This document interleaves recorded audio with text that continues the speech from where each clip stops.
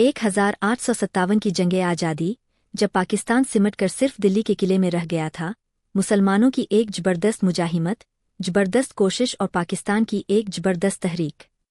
यह वह वक्त था कि जब अंग्रेजों ने पहली मर्तबा मुसलमानों के खिलाफ हिंदुओं की तरफ हाथ बढ़ाया और हिंदुओं ने इस मौके को गनीमत जाना कि जो 1000 साल से मुसलमान उन पर हुकूमत करते चले आए हैं। और हिंदुओं के बस और इख्तियार में यह नहीं था कि किस तरह यह मुसलमानों के इख्तियार और इक़्तिदार को ख़त्म कर सकते। जब अंग्रेजों ने यह काम कर दिया तो हिंदुओं को उम्मीद हो चली कि अब शायद दोबारा हम अखंड भारत, जो अशोका के ज़माने में उन्होंने कायम किया था, उसको बनाने के लिए हमें कोई रास्ता मिल सके। अंग्रेजों को हिंदुओं की ज़रूरत थी, हिंदुओं को अंग्रेजों की। पाकिस्तान बनाने की तहरीक 1857 के बाद उस वक़्त जड़ पकड़ती है कि जब तहरीक आज़ादी में हिंदुओं की गद्दारियाँ देखने को मिली, जब मैदान जंग में अंग्रेजों ने हिंदुओं को खरीद लिया और हिंदुओं को एहसास हुआ कि अब मुसलमानों से 1000 साल की गुलामी का इंतकाम लिया जा सकता है। अपनी तारीख को पढ़िएगा, यह न भूल जाइएगा कि कायदे आजम पहले कांग्रेस में थे और हिंदू मुस्लिम इत्तिहाद के बहुत बड़े अलंबरदार थे। इस बात पर यकीन रखते थे कि इस इंडिया में हम मुत्तहिद होकर रह सकते हैं। उन्होंने हिंदुओं पर एतबार किया। इसमें कोई शुबह नहीं है कि डिप्लोमेसी में, जबानदराजी में, झूठ में, मक्कारी में और फरेब में इंडियन नेशनल कांग्रेस और हिंदू इंतहापसंदों का कोई मुकाबला नहीं है। यह आपको धोखा देते हैं, आपके चेहरे पर मुस्कुराते हैं और पीठ में खंजर देते हैं। कायदे आजम ने क्यों कांग्रेस से अलगगी इख्तियार की? क्यों यह फैसला किया कि मुसलमानों की तकदीर हिंदुओं के साथ रहने में नहीं है? अगर कायदे आजम जैसा लिबरल, डेमोक्रेट और आज़ाद ख्याल फ़र्द हिंदुओं के साथ नहीं रह सकता तो और दुनिया का कौन सा मुसलमान है जो हिंदुओं के साथ एक रियासत में जिंदगी गुजार सकता है? पहली जंगे आजीम के बाद जब मुसलमानों की खिलाफत टूटी, मुसलमानों का मरकज मजीद बिखर गया। मुसलमान और दुखी हुए। हमारे बुजुर्गों ने खिलाफत तहरीक चलाई। एक तहरीक चलाई कि किस तरह 1400 साल पुराने मुसलमान मरकज को संभाला जा सकता है। पूरी दुनिया में यह तहरीक सिर्फ हिंदुस्तान के मुसलमानों ने चलाई। उस जमाने में खिलाफत उस्मानिया के वजीर आजम अंग्रेजों और मगरबी ताकतों की तरफ से इस बात पर कि खिलाफत को तबाह कर दिया जाए और तोड़ दिया जाए, शदीद दबाव में थे। वह तो खुद हिंदुस्तान के मुसलमानों से कहते कि हम जब भी कोई शर्मनाक फैसला करने के लिए जाते हैं या कोई ऐसी शर्त मानने के लिए जाते हैं जो हमारे ऊपर मुसल्लत की जाती, तो हमें पहले यह ख्याल आता कि हम हिंदुस्तान के मुसलमानों को क्या मुंह दिखाएंगे कि जो खिलाफत के इह्या के लिए जद्दोजहद कर रहे हैं। हम रुक जाते हैं और फिर अंग्रेजों के खिलाफ मुजाहिमत करते हैं कि हम किस तरह रियासत और खिलाफत को बचा सकें। तहरीक खिलाफत से भी खिलाफत बचाई नहीं जा सकी। मुसलमान बहुत दुखी हुए। अल्लामा इकबाल ने बहुत दुख से वह शेर कहा, उस्मानियों पर कोहेगम टूटा तो क्या गम है, खूने सद हजार अंजुम से होती है सेहर पैदा। लेकिन उन्होंने उम्मीद भी दिलाई कि देखो अगर उस्मानियों पर कोहेगम टूटा है और अगर उस्मानी तबाह बर्बाद हुए हैं तो फिक्र न करना, जब तक हजारों सितारे कत्ल न हों उस वक्त तक सुबह नहीं होती। सितारों को कुर्बान करना पड़ता है जब सुबह की रोशनी आती है। यह पैगाम हिंदुस्तान के मुसलमानों को भी उन्होंने दिया, हौसला करना, हौसला रखना, अल्लाह तुम्हें जाय करने वाला नहीं।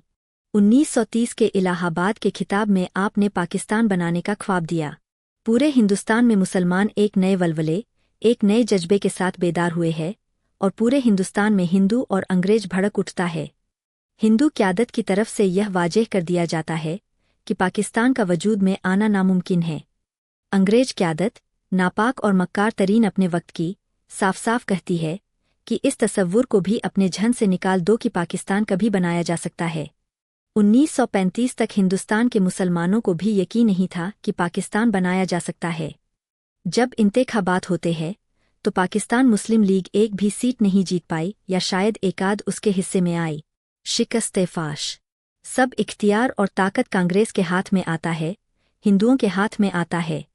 यह वह वक्त है, याद रखिएगा, कि जब अंग्रेजों की हुकूमत अपनी जगह कायम थी। जब तमाम रियासतों में हिंदुओं की हुकूमत बनती है तो वह क्या करते हैं मुसलमानों के साथ? पहली दफ़ा एक घटिया दुश्मन और एक घटिया नजरिए को मुसलमानों के मुकाबले में इख्तियार और ताकत मिलती है।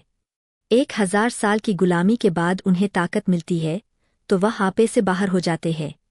उनके लिए आज़ादी और आवारगी में कोई फ़र्क नहीं था। हिंदुस्तान के मुसलमानों पर जिंदगी तंग कर दी जाती थी। मुसलमानों पर नई मस्जिदें बनाने पर पाबंदी, मुसलमानों के खिलाफ शदीद फसादात, अजान पर पाबंदी, बंदे मातरम लाजिम करार दिया गया।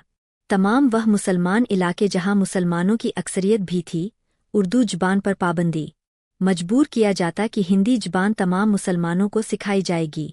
इतनी दहशत तारी हुई मुसलमानों पर, इतना नापाक चेहरा हिंदू सिहोनियत का सामने आया कि 1939 में जब उनकी हुकूमतें टूटती है तो कायदे आजम मुसलमानों को हुक्म देते हैं कि यौम निजात मनाओ, खुशियाँ मनाओ कि अल्लाह ने तुम्हें एक नापाक हाकिम से निजात दी।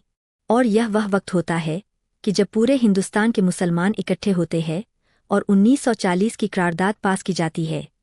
वह 1940 की करारदाद में मुस्तहकम फैसला कर लिया जाता है, इंशाअल्लाह पाकिस्तान का क़याम अब वजूद में लाया जाएगा। और इसके बाद एक जुनून और दीवानगी पूरे हिंदुस्तान में मुसलमान फैलाते हैं। एक तहरीक चलाई जाती है। यह वक्त है जब दूसरी जंगे आजीम बरपा है और पूरे हिंदुस्तान की फौजें, उसमें मुसलमान, हिंदू, सिख, डोगरे, गोरखे सब शामिल, वह पूरी दुनिया में ताजे ब्रिटानिया के साथ बिखरे हुए होते हैं और मुसलमान शहरी कायदे आजम की क़यादत में तहरीक पाकिस्तान चला रहे हैं। 1945 में दूसरी जंगे आजीम खत्म होती है। यह तारीखी पसमंजर आपको इसलिए दे रहे हैं कि आप उन हालात व वाक़ियात को समझे जिनमें पाकिस्तान बनाया गया था। उनका बराह रास्त ताल्लुक़ उन वाक़ियात से है जो आज आपके आसपास हो रहे हैं। धोखा न खाइएगा। 1945 के बाद यह तकरीबन तय कर लिया गया था, यह देख लिया गया था कि अब पाकिस्तान को रोकने वाला इंशाअल्लाह कोई नहीं है। यह वह वक्त था जब आहिस्ता आहिस्ता पूरी दुनिया से हिंदुस्तानी फ़ौजों को वापस बुलाया जा रहा था। अंग्रेजों ने एक खास प्लान के तहत हिंदू और सिख, गोरखा फ़ौजों को पहले वापस बुलाना शुरू किया और मुसलमान फ़ौजें पूरी दुनिया में बिखरी रहीं। जो हिंदू, सिख और गोरखा फ़ौजी वापस आते थे, उन्होंने हिंदुस्तान में सिख दस्तों, बजरंग दल, राष्ट्रीय स्वयंसेवक संघ, हिंदू इंतहापसंद दहशतगर्द ग्रुपों को तरबियत देनी शुरू की और एक तैयारी बिल्कुल मुकम्मल कर ली गई कि जब भी पाकिस्तान बनाने का नारा लगाया जाएगा, जब भी पाकिस्तान बनाने की बात की जाएगी, हिंदुस्तान से मुसलमानों का सफाया किया जाएगा। 1947 में जब पाकिस्तान बनाने की बात की जाती है, जब यह फैसला कर लिया जाता है कि पाकिस्तान इंशाअल्लाह 14 अगस्त को बनाया जाएगा। और देखिए, अंग्रेजों ने 27वीं रमजान नहीं चुना था। यह 27वीं रमजान उन रूहानी कुव्वतों ने चुना था, उस रब ने चुना था जिसने अपनी मोहर साबित करनी थी इस मुल्क पर, दुनिया को बताने के लिए कि यह कोई आम मुल्क नहीं, आम सल्तनत नहीं है जो वजूद में आ रही है।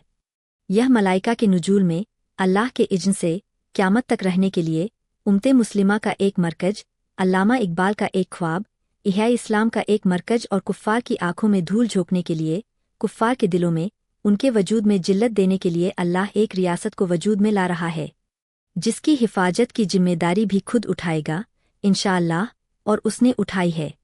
जब पाकिस्तान वजूद में आता है तो चंद साल से जिसकी मनसूबाबंदी की जा रही थी, उस तमाम मनसूबाबंदी को वहशी दरिंदे हिंदुस्तान के मुसलमानों पर आजमाते हैं।